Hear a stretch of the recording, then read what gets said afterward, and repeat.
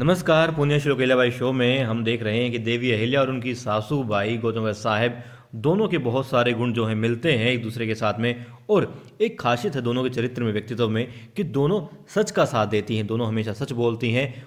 और देवी अहिल्या का समर्थन तो इसी बात से हमेशा करती आई हैं गौतम साहिब कि देवी अहिल्या कभी भी झूठ नहीं बोलती हैं। मगर आज देवी अहिल्या ने अपनी सासू बाई गौतम साहिब से ही झूठ बोल दिया।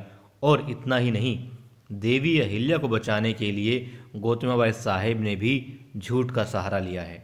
जी हाँ, देखिए कमाल की बात है ना, एक ही दिन, वो भी जिस दिन बहुत बड़ी पूजा घर में कर रखी है, उस दिन बहुत बड़ा आयोजन है, तब देवी अहिल्या झूठ बोलती है। पहली दफ़ा झूठ बोलती हैं अपनी सासू बाई से या किसी के भी सामने। और गौतमीबाई साहिब भी पहली बार झूठ बोलती हैं भरी महफिल में। देखिए देवी अहिल्या ने तो सिर्फ अपनी सासू बाई से झूठ बोला है, हालांकि सुना और लोगों ने भी होगा, मगर उन्होंने बोला है। और उन्होंने बोलने से पहले शिव भगवान से माफ़ी मांगी कि वो झूठ बोल रही हैं। मगर क्या करें, वो झूठ उनका ये था कि वो कहती हैं कि सासूबाई मैं बाहर प्रसाद दे आती हूँ सिपाहियों को या जितने भी लोग हैं बाहर। तो वो जाती हैं कक्ष बाहर जहाँ वो पूजा कर रही थी, वहाँ से निकलती हैं और मिलती हैं, बात करती हैं किससे, तुको जी और उनकी सहेली सारजा से। किस विषय में? विषय था मंजुला की खैर खबर पूछना।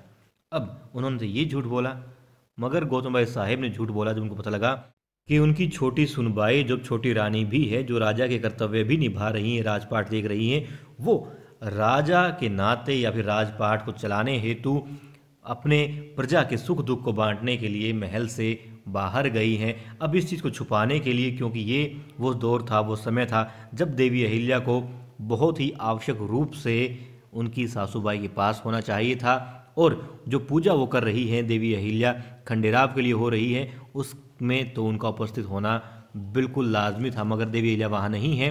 और इस वजह से देवी अहिल्या की सासूबाई को मजबूरी वश और देवी अहिल्या को किसी के सवालों का जवाब न देना पड़े, इसलिए झूठ बोलना पड़ता है भरी महफिल में औरतों से कि वो कुल देवी की पूजा कर रही हैं। और देखिए गौतमीबाई साहिब ने कहा कि देवी अहिल्या कुलदेवी की पूजा कर रही हैं और माँ पार्वती को तो इंतज़ार नहीं करवा सकते ना, इसलिए वो उनका जाप कर रही है। जाप में वक्त लगेगा, वो आ जाएंगी जाप करने के बाद में। तभी कहती है उनकी प्यारी सीताबाई कि बड़ी आई जब हम लोग गए थे, मैं गई थी और छोटी आई गई थी, हरकुब आई मेरे साथ में उनको श्रृंगार करने के लिए, देवी अहिल्या को तैयार करने के लिए, तब तो लेकिन उन्होंने कुछ भी नहीं बताया। तब वो कहती कि हाँ, तब मैंने उसको बताया नहीं था, मैंने अभी उसको बताया है, तो वो जाप कर रही है और जाप करके आ जाएगी। हाँ, तब तक आप लोग जो मंगला गौरी के जो खेल हैं उनको आरंभ कीजिए। देखिए मजबूरी वश देवी अहिल्या को यहाँ झूठ बोलना गया है और समझ गई है, पकड़ ली है ये बात कि झूठ बोला है द्वारकाबाई साहिब ने।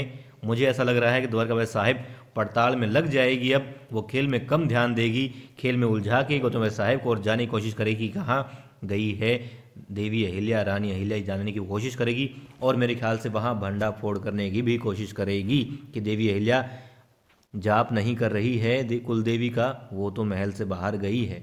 देखिए यहाँ पर सिर्फ ये बात नहीं है कि उन लोगों ने झूठ बोला है, बल्कि बात ये है यदि वो झूठ लोगों के सामने आ जाता है तो एक तो वो ऐसे ही स्त्री हैं दोनों ही जो कि सदैव सच का पालन करती हैं, तो झूठ बोलना उनके लिए बड़ा मुश्किल था। और लोगों के सामने आ जाएगा तो उनसे नज़रें मिलाना भी उनके लिए बहुत मुश्किल हो जाएगा, भले वो किसी की अच्छाई के लिए था। मगर यहाँ पर होलकर वंश की जो है मर्यादा, होलकर जो राज है उसकी मर्यादा, तख्तो ताज की भी मर्यादा और इज्जत जो है दाव पर लगी है।